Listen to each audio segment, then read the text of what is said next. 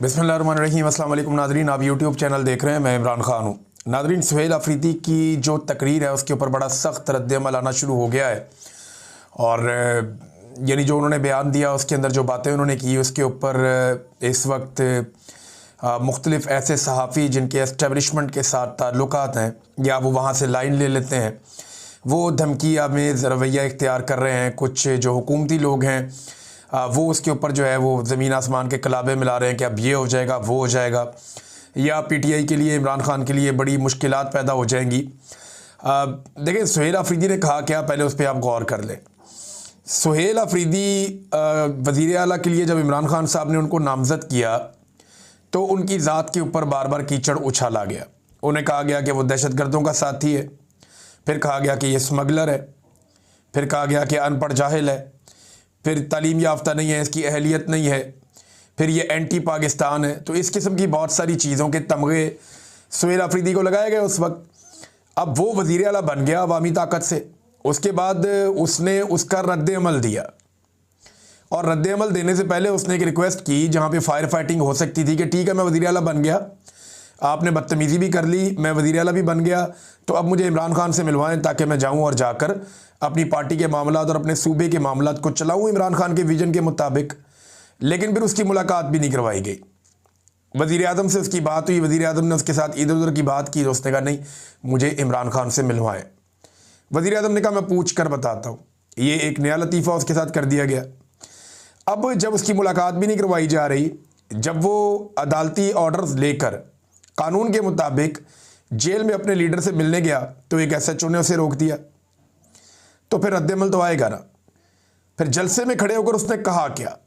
उसने तो किसी को गाली नहीं दी, उसने किसी को धमकी भी नहीं दी। उसने सादी सादी बात की कि जनाब, मैं इमरान खान को जेल में मिलने गया था और मुझे इन्होंने मिलने नहीं दिया, जो गैर कानूनी है और अदालतों की तौहीन है। दूसरा, उसने DG/ISPR ने जो पेशावर में आकर धमकी दी उसका उसने तस्करा किया और उसने कहा कि मेरे खिलाफ वफाकी वज़रा ने और DG/ISPR ने घटिया ज़ुबान इस्तेमाल की है। अब बजाय इसके कि पाकिस्तान का मीडिया या पाकिस्तान के दानिश्वर इस बात के ऊपर तनकीद करें कि एक शख्स अदालत का ऑर्डर लेकर जाता है मिलने के लिए अपने लीडर को, और वो एक सूबे का वज़ीर आला है, और एक SHO पाँव की ठोकर से या जूते की नोक पे रखता है अदालत के अहकामात को और उस वज़ीर आला को मिलने नहीं देता, तो मीडिया को तो इस पे शोर मचाना चाहिए। बात तो ये करनी चाहिए कि अदालत का ऑर्डर मौजूद है, आप अदालत के ऑर्डर के ऊपर अमल दरामद क्यों नहीं कर रहे? भाई, एक बंदा अदालत का ऑर्डर लेकर गया है, वो वज़ीर आला है एक सूबे का, उसने बहुत काम करना है। पहले आपने उसके बारे में घटिया ज़ुबान इस्तेमाल की, उसके बाद वो वज़ीर आला बन गया, वो फिर भी जा रहा है अपने लीडर को मिलने के लिए और अदालत का ऑर्डर लेकर जा रहा है, आप उसको मिलवा नहीं रहे। इसके ऊपर तो कोई नहीं बोला, किसी ने इसके ऊपर एक लफ्ज़ नहीं बोला, किसी को इसके ऊपर गुस्सा नहीं आया कि भाई एक वज़ीर आला की आप तौहीन कर रहे हैं इतने बड़े ओहदे की। दूसरा, आप अदालत की तौहीन कर रहे हैं और लगातार कर रहे हैं, मुलाकातें आप नहीं होने दे रहे अदालती अहकामात के बावजूद। इस पर कोई नहीं बोला। लेकिन जब उस बंदे ने शिकवा किया कि मेरे साथ ये ज़्यादती हो रही है, तो इन्होंने खप डाल दी।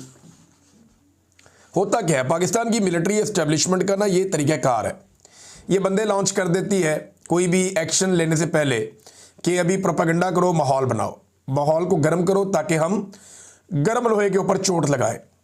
ये एस्टेब्लिशमेंट का बहुत पुराना तरीका है। ये लोगों को मारते हैं मारते हैं मारते हैं, और जब लोग शिकवा करते हैं तो ये कहते हैं ये बदतमीज़ी है। यानी आप जितना मर्जी पाकिस्तानियों को मारें, पाकिस्तानी अगर आगे से शिकवा करेंगे आप हमें क्यों मारते हैं, तो इसको एस्टेब्लिशमेंट जो है वो बदतमीज़ी करार दे देती है। अब वज़ीर आला ने तो गैर कानूनी काम करने के ऊपर तनकीद की है कि आप ये कर नहीं सकते। DG/ISPR एक सियासी प्रेस कॉन्फ्रेंस करके गए जो उनका मैंडेट नहीं है, वो अपने हलफ की खिलाफ वर्जी कर रहे हैं, वो सियासी प्रेस कॉन्फ्रेंस नहीं कर सकते कि, लेकिन उन्होंने उसमें सियासी बातें की है, वो अपनी डोमेन से बाहर निकले हैं, जो उन्हें नहीं करना चाहिए था, ये उनसे बड़ी गलती हुई है। अब उसका रद्द-ए-अमल तो आएगा, तो उसका जब रद्द-ए-अमल आया और वो भी सिर्फ शिकवे की सूरत में आया, कोई गालम गलोच नहीं हुई, लेकिन गालम गलोच ब्रिगेड जो है वो लॉन्च की गई CM अफरीदी के खिलाफ। तो इससे होगा क्या, अब धमकियां लगाई जा रही है कि जी इमरान खान साहब को अब ये वाला नुकसान हो जाएगा इससे, या वो वाला नुकसान हो जाएगा इससे, तो PTI के लिए अच्छा नहीं होगा। तो पहले PTI के लिए या इमरान खान के लिए कोई बहुत अच्छा हो रहा है इस मुल्क में? एक ताज़ा मिसाल आप सुन लीजिए इमरान खान साहब पे एक मुकदमा हुआ था 2022 में, जब उन्होंने आज़ादी मार्च निकाला था 25 मई 2022 को, आपको याद होगा, जब यास्मीन राशिद साहिबा पे और दीगर खवातीन पे पहली मरतबा लाहौर में बदतरीन तशद्दुद किया गया था। उनकी सारी गाड़ी जो है वो तोड़ दी गई थी। तमाम रुकावटें अबूर करके इमरान खान साहब डी चौक तक पहुंच गए थे। ये वो मैं दिन की बात कर रहा हूँ, 25 और 26 मई 2022। तब इमरान खान साहब के ऊपर एक मुकदमा दर्ज किया गया था तरनौल में। ये जो मुकदमा था ये फरवरी 2024 में, इसमें इमरान खान साहब को बाइज्जत बरी कर दिया गया था अदालत की जानिब से। फरवरी 2024 को इमरान खान साहब बाइज्जत बरी हो गए थे।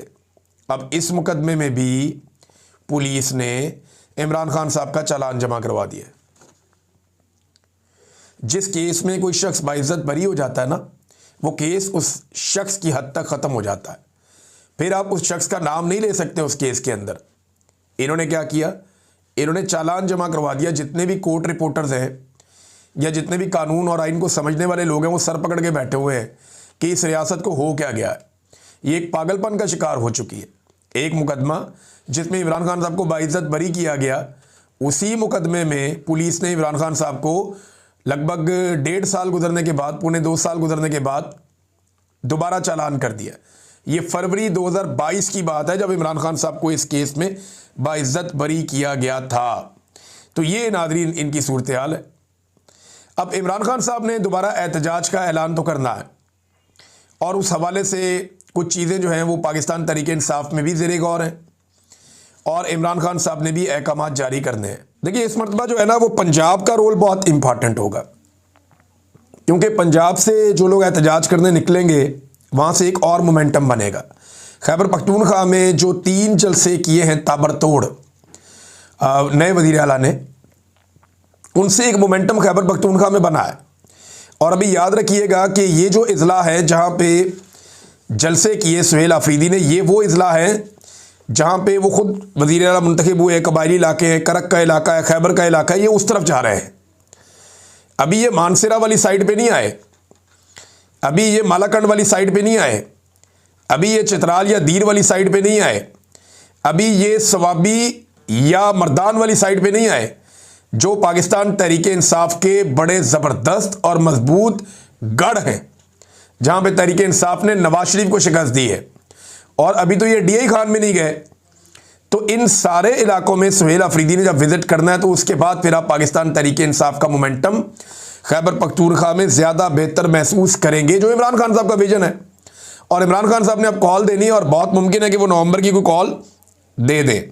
तो नवंबर के मुमकिना एहतजाज की सूरत में इस वक्त किया ये जा रहा है कि पंजाब में लिस्टें तैयार की जा रही हैं और रिपोर्ट्स बनाई जा रही हैं अरकान की कारकर्दगी के हवाले से, यानी जो अरकान असम्बली हैं या जो टिकट होल्डर्स हैं या ओहदेदारान जो हैं पाकिस्तान तहरीक इंसाफ के, उन सब की रिपोर्टें बनाई जा रही हैं ताकि इमरान खान साहब से शेयर की जाएँ और इमरान खान साहब को बताया जाए कि जनाब ये जो एहतजाज होने जा रहा है नवंबर में, इस हवाले से कौन मुअस्सर हो सकता है और कौन नहीं हो सकता।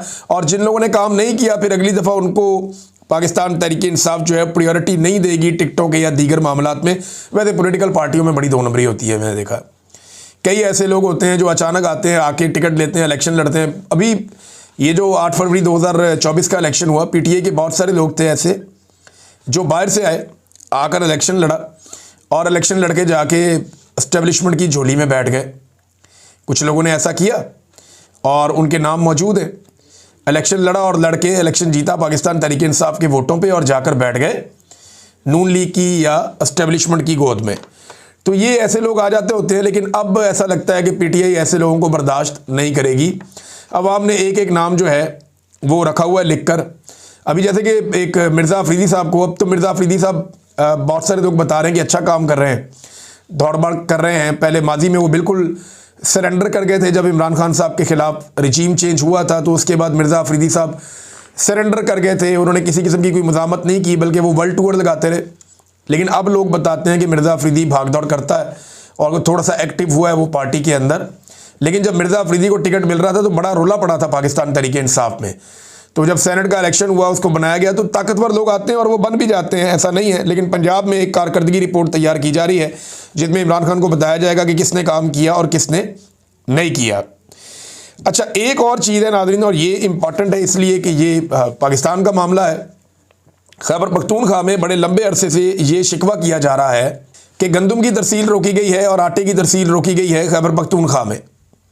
यानी पंजाब से गंदम और आटा खैबर पख्तूनख्वा में भी जाता है, आज़ाद कश्मीर में भी जाता है। तो ये जो तरसील है आटे की, गंदम की, ये खैबर पख्तूनख्वा में रोकी गई है।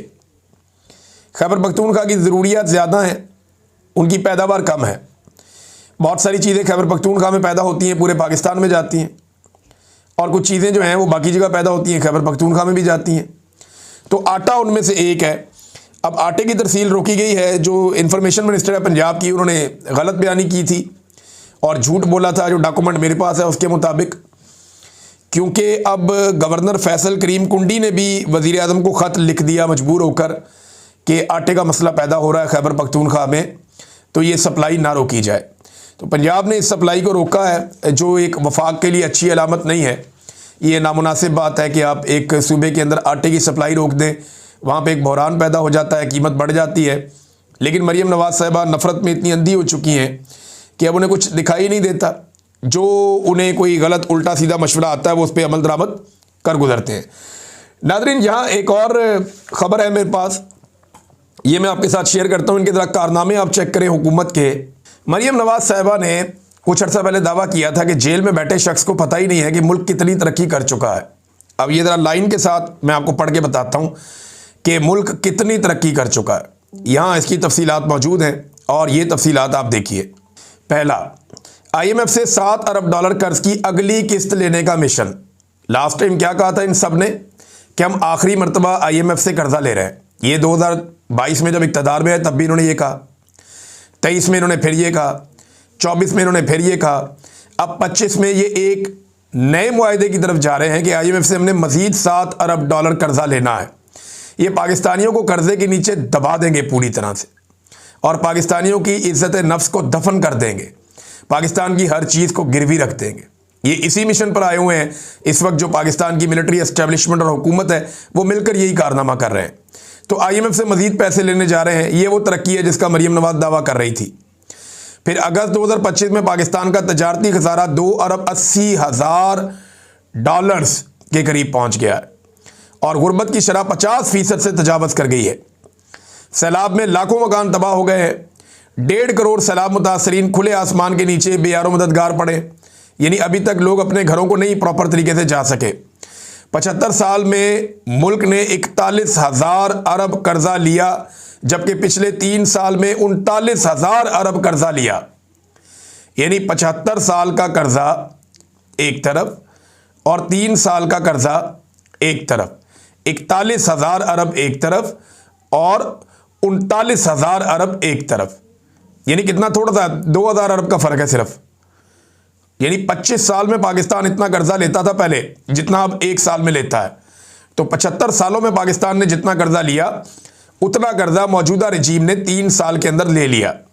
मुल्क से 28 बड़ी कंपनियां और 78 लाख पाकिस्तानी मुल्क छोड़ गए हैं। और ये मैं टीवी चैनल से उठा उठा के आपको दे रहा हूं। ये कोई हम खुद से नहीं दे रहे, टीवी चैनल के टिकर हैं जिनके ऊपर ये शाकिर अवान साहब ने इसको पोस्ट किया हुआ है। जज हजरात इस वक्त खुद इंसाफ मांग रहे हैं। 12,000 सरकारी स्कूल ख़त्म कर दिए गए हैं। यानी बेशुमार सरकारी स्कूलों को आप ख़त्म कर रहे हैं, वो प्राइवेटाइज करते जा रहे हैं। अब वो जो नए लोग आ रहे हैं उनसे पैसा भी आता है थोड़ा बहुत, तो ये रंग रोगन करके स्कूलों को ये कर कह रहे हैं, ना तालीम का मेयार बेहतर कर रहे हैं, ना बच्चों का सिलेबस बेहतर कर रहे हैं, ना एजुकेशन की फैसिलिटीज़ दे रहे हैं। ये करते ये हैं कि हर ज़िले के अंदर 2-3 स्कूलों को पेंट कर देते हैं, बड़े अच्छे तरीके से पेंट करते हैं, उनको साफ़ सुथरा करते हैं, आसपास उनके चूना बखेरते हैं, अच्छी तरह झाड़ू फेरते हैं, सफाई सुथराई करके पौधों की कटिंग करके उसकी वीडियो तस्वीरें बना के मरीम नवाज़ को भेज देते हैं। वो सोशल मीडिया पे डाल देती है कि विहाड़ी का सरकारी स्कूल, फलाने जगह का सरकारी स्कूल, फलाने ज़िले का सरकारी स्कूल। तो वो इस तरीके से आवाम के साथ 2 नंबरी कर रहे हैं, सोशल मीडिया खेल रहे हैं। पंजाब में एजुकेशन की क्या हालत है वो सब जानते हैं, और जो इस वक्त 9th और 10th के रिजल्ट्स के साथ हुआ है वो भी सब जानते हैं। जो बच्चों की तालीमी काबिलियत है वो भी हम सब अच्छी तरह जानते हैं।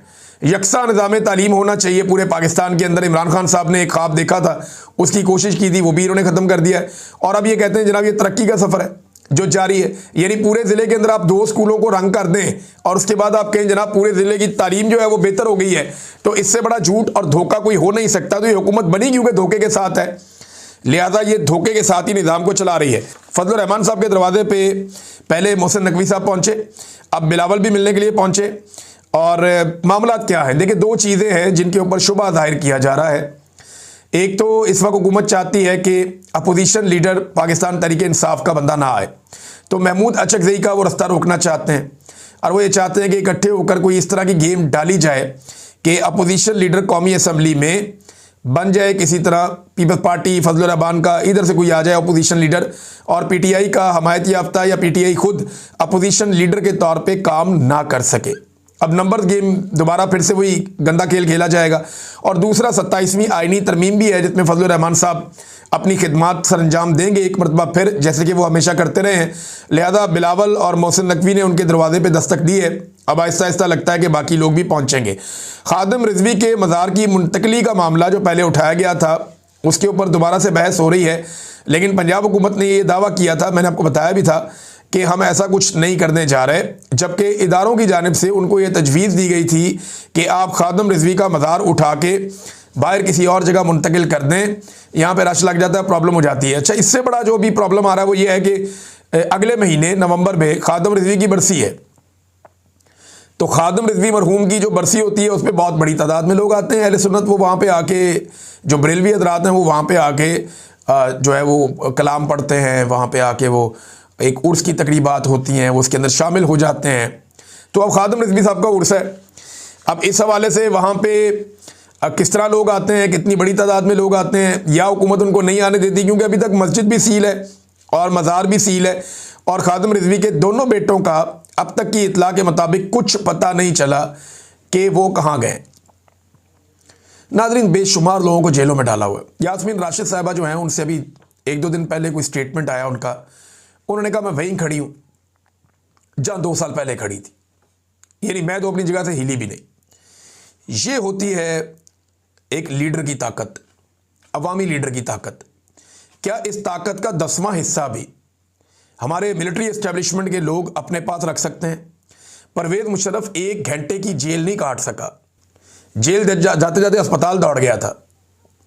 राहील शरीफ, उसने धमकी लगाई थी और ये कैप्टन सफदर ने बताया, इनकी अपनी हुकूमत के लोगों ने बार बार बताया कि राहील शरीफ हमें धमकियां लगाता था। आज तक ये उसके खिलाफ एक केस बना के उसको 1 दिन जेल में नहीं डाल सके।